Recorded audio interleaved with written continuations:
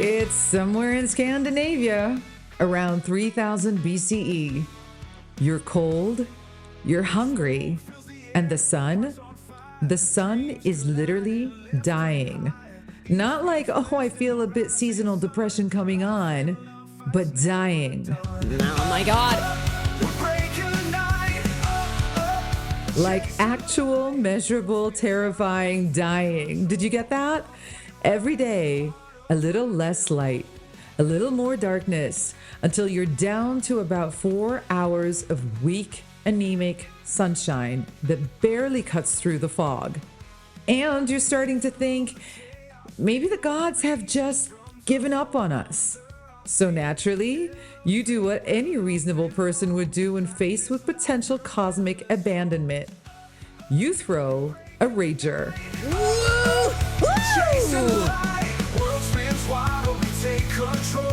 You burn the biggest log you can find. You slaughter a pig. Sorry, pig. And you get absolutely hammered on mead. And you make a very drunken promise to the sun that you'll be so much better if it just comes back. And the thing is, it works. Every single year, it works. Really? Welcome to Unusual Practice, where forgotten rituals meet modern insight. I'm Charlie, your guide. Stay with me, and I'll walk you right into the fire. Like, comment, and subscribe.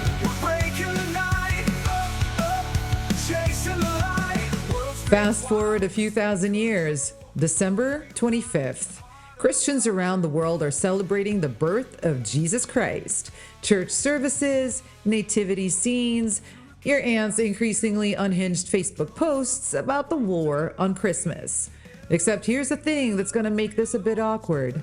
Nobody actually wrote down when Jesus was born. What? I like you. Do you like me?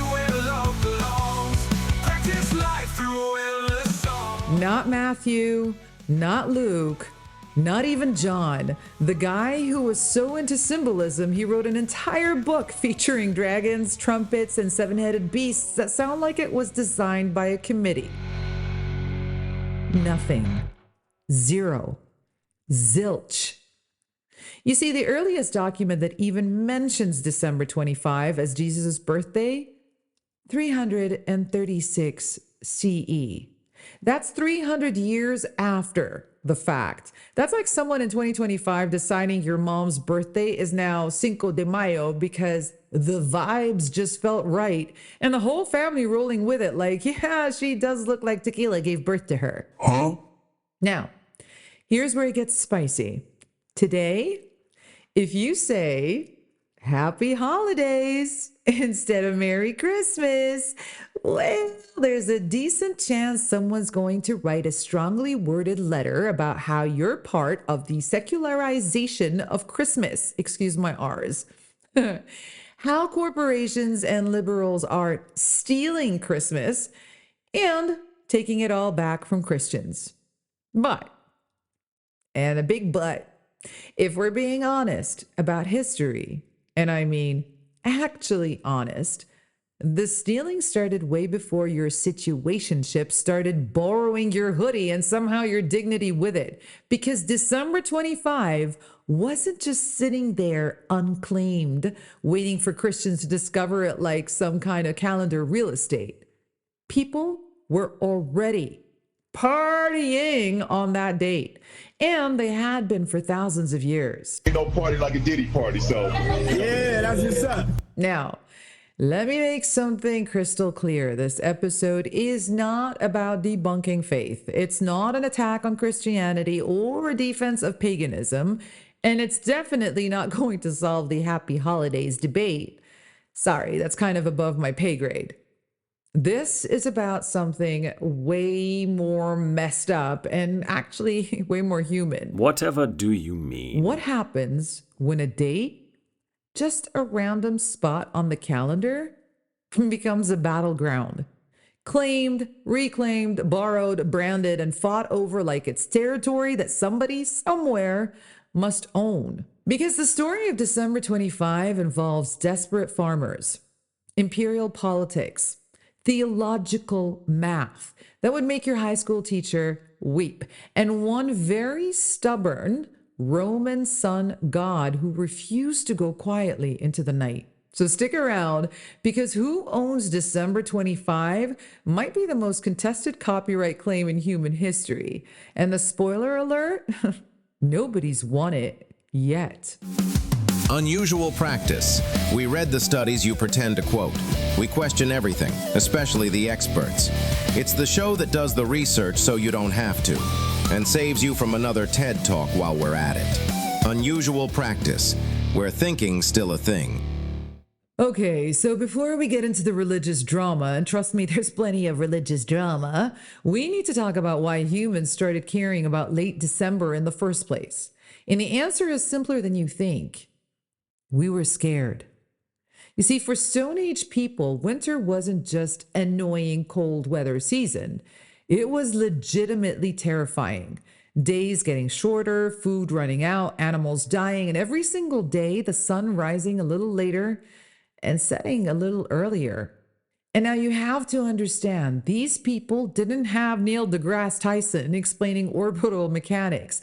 They didn't know the sun was coming back. For all they knew, one day it just wouldn't. So around 10,200 BCE, just a little bit of dates so we can get this going, humans started building monuments, not to gods, not to kings, to the sun, specifically to mark the exact moment it started coming back. Newgrange in Ireland, Micho in Scotland, massive stone structures with corridors precisely aligned so that on the winter solstice, a single beam of sunlight would penetrate deep into the chamber. Like a cosmic "you've got mail" notification that said, "Congratulations, you've survived. The sun is coming back." And when that day came, they partied. Archaeologists found evidence near Stonehenge of massive feasts happening around the winter solstice. We're talking huge amounts of pigs and cattle bones, animals that were born in spring and killed 9 months later, right at solstice. They weren't just marking the calendar. They were throwing a "thank God we're not all gonna die" festival, which honestly sounds like a way better theme than the ugly sweater parties we do today. But here's what is strange. This wasn't just happening in Britain. This was everywhere. In ancient Albania, people lit collective fires to give strength to the sun. The Christian clergy spent literal centuries trying to stop them. It didn't work. People were like, "Yeah, cool story, Father. We're still lighting the fire." In Persia, they celebrated Yalda night, staying up all night, eating pomegranates, reciting poetry, honoring the sun god Mithra's triumph over darkness. The Inca fasted for 3 days, then used a mirror to focus the sun's rays and light a sacred fire. The Maya built El Castillo at Chichen Itza so precisely that on December 21st, the sun creates a shadow that looks like a serpent crawling up the side of the pyramid, like an ancient laser light show, but with more math and I suppose less Pink Floyd. Anthropologist Takeshi Inomata from the University of Arizona puts it simply: the cycle of planting and harvesting was closely tied to the solar cycle. The solstice is an important marking. Translation: if you didn't know when to plant crops, you died. So yeah, people paid attention to the sun. Now, here's where it gets weird.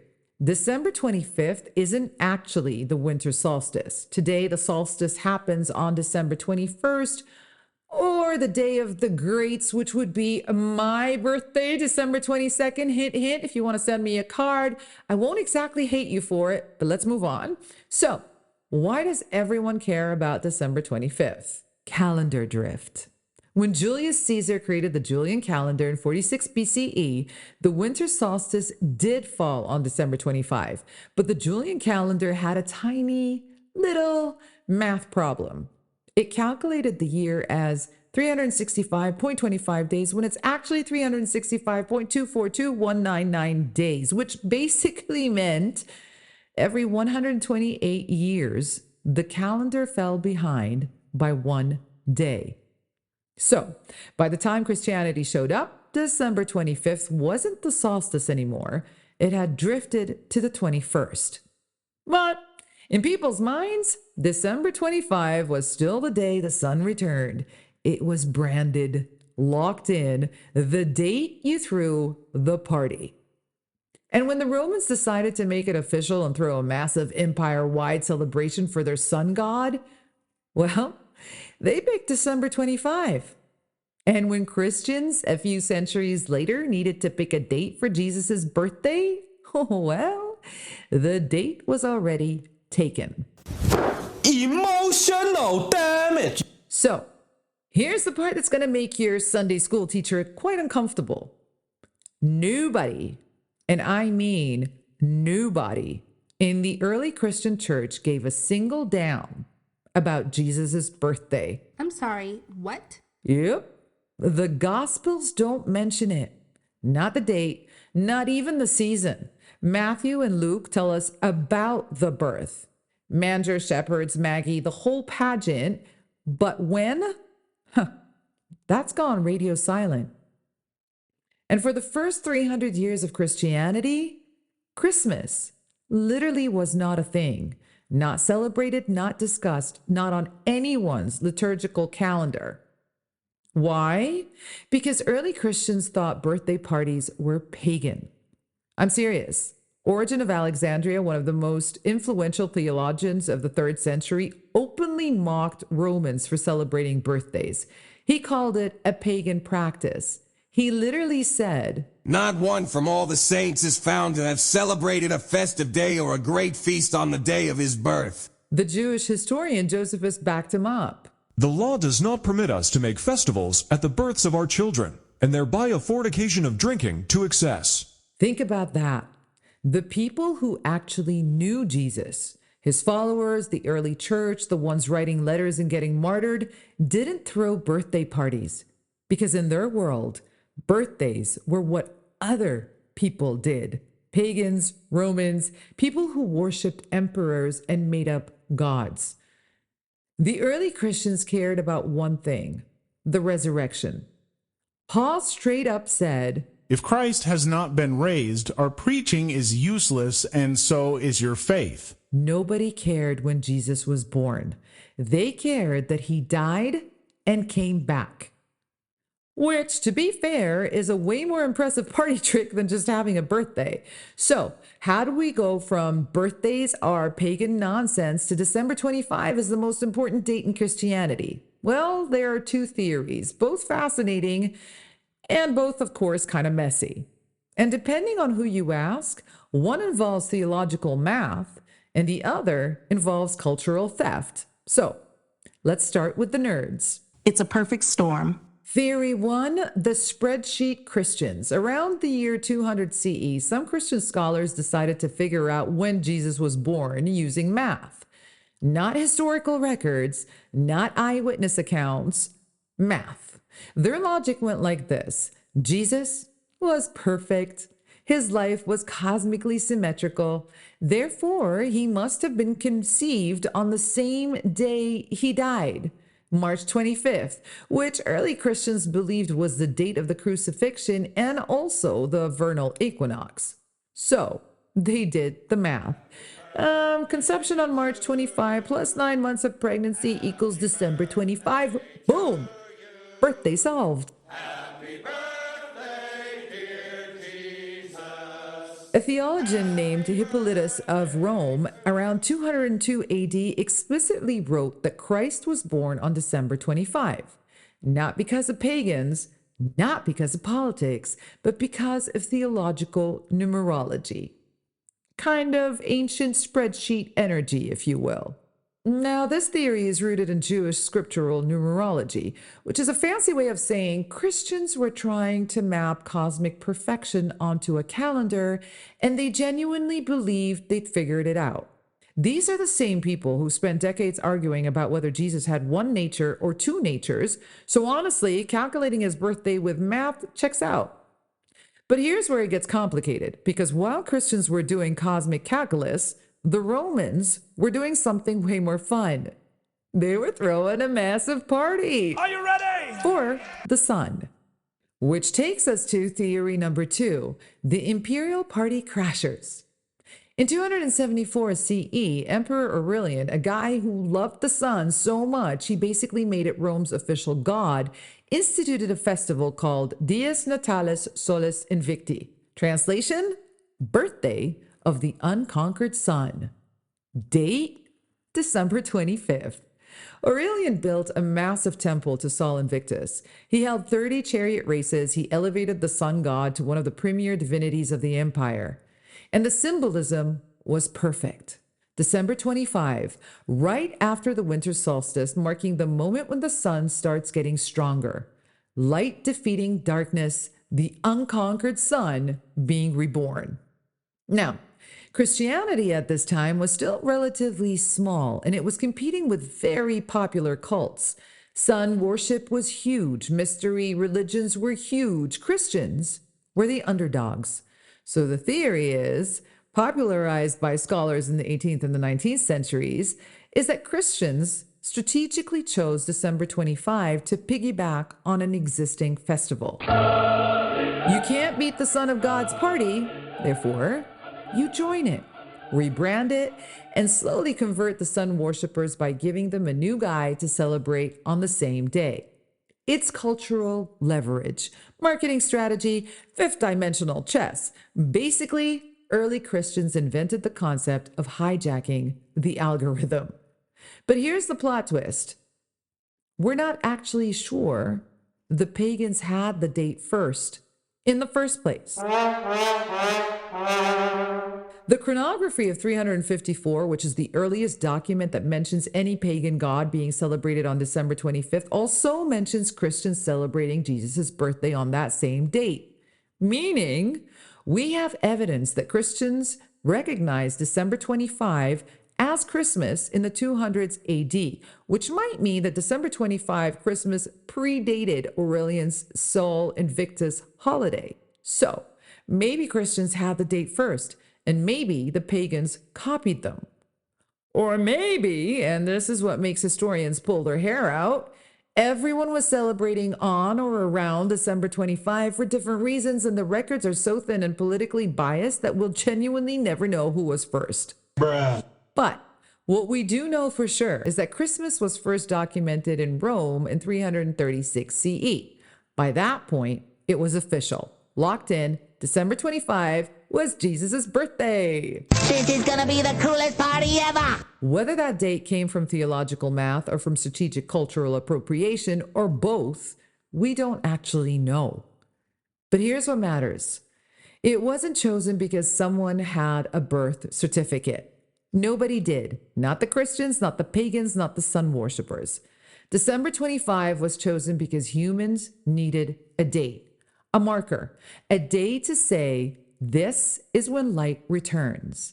And if you're going to pick a day for that, the day the sun starts coming back is certainly not a terrible choice. F is for friends who do stuff together. U is for you and me. Here's the thing that gets lost in all the war on Christmas panic and the arguments over whether saying happy holidays is offensive. Strip away the theology, strip away the politics, strip away the branding. And what you're left with is this: humans trying to make sense of darkness. Whether you're a Neolithic farmer burning a Yule log, a Roman soldier honoring Sol Invictus, a Christian singing hymns at midnight mass, or a modern secularist lighting candles for the winter solstice, you're doing the same thing. You're marking the moment when the light comes back. Anthropologist Clifford Geertz argued that humans need symbolic sources of illumination to orient themselves within their culture's system of meaning. And what better source than the literal sun? Human thought is structured in binary opposites: light versus dark, life versus death, hope versus despair. The winter solstice hits all of them. It's not just the sun being reborn, it's us being reborn. It's the promise that no matter how dark things get, the light always comes back. This is deeper than religion. It's existential architecture. It's the human need to believe that survival is possible, that renewal happens, that we can make it through the worst and come out the other side. So maybe the fight over Merry Christmas versus Happy Holidays misses the point entirely, because this date has always been shared. It's always been contested. It's always been reinterpreted. The pagans didn't own it exclusively. The Christians didn't invent it. And today's secular world doesn't control it either. What persists, what has always persisted, is the ritual itself. The gathering, the fire, the light, the moment when humans look at each other and say, "We made it through another damn year. The sun is coming back. Let's celebrate." Smash the like button. So, who owns December 25th? The short answer? Nobody. The long answer? Everyone who's ever needed it. Christians didn't own it first. Pagans didn't own it forever. Retailers don't own it now, no matter how hard they try. Like, comment, and subscribe. What persists across every version, pagan, Christian, secular, commercial, is the thing that makes us human. The need to mark time, to create meaning, to light a fire in the darkness and believe that spring is coming.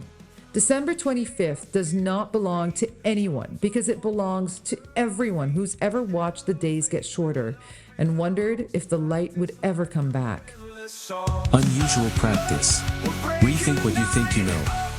It belongs to every human who's ever needed a reason to hope when everything felt cold and dark. And that is not theft. That's not appropriation. That is just being human. So this December, whether you're celebrating Christmas, Hanukkah, the solstice, Kwanzaa, or just the fact that you survived another year, please remember this. You're part of an unbroken chain. Thousands of years of humans doing exactly what you're doing right now. Lighting candles, gathering with people you love, holding on to hope when the world feels bleak and dark. The rituals change. The names change. The gods we invoke might shift. But the need, that deep, ancient need to mark this moment, that never changes. Light returns, humans celebrate. The rest is just marketing. Until next time, stay curious, stay strange, and stay awake, because the light always comes back. You just have to make it through the dark. If you laughed, learned, or got mildly offended, good. Now hit the follow button, like, share it, and leave a review. It takes 3 seconds, and every time you follow this podcast, an algorithm somewhere gets confused. And confusing algorithms is absolutely my love language. Go tap that button and see you in the next episode. Bye-bye for now. Ta-da! Mom, somebody just followed me. Unusual practice. Deeper than a TikTok, tighter than a book.